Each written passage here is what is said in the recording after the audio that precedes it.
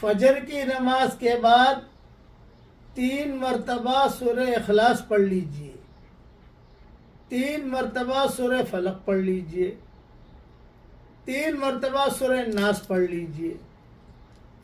ظہر کی نماز کے بعد 1 مرتبہ سورہ اخلاص پڑھ لیجئے، 1 مرتبہ سورہ فلق پڑھ لیجئے، 1 مرتبہ سورہ ناس پڑھ لیجئے۔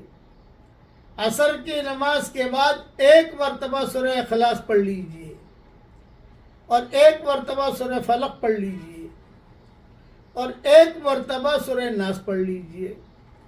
مغرب کی نماز کے بعد 3 مرتبہ سورہ اخلاص پڑھ لیجئے اور 3 مرتبہ سورہ فلق پڑھ لیجئے اور 3 مرتبہ سورہ ناس پڑھ لیجئے۔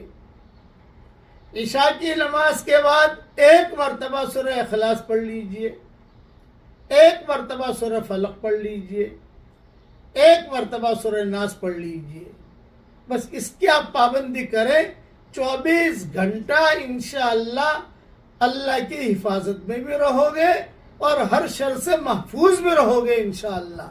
اور اس کے حوالے مکمل طریقہ پر میں نے میری کتاب مومن کا ہتھیار میں لکھ دیے ہیں، اور یاد رہے تو میری کتاب مومن کا ہتھیار صبح شام پڑھنے کا اہتمام کیجیے۔ سب دعائیں میں نے حدیثوں کے حوالوں کے ساتھ اس میں تقریباً جمع کر دی ہیں۔ اللہ تعالی ہم سب کا حامی اور ناصر ہو، آمین۔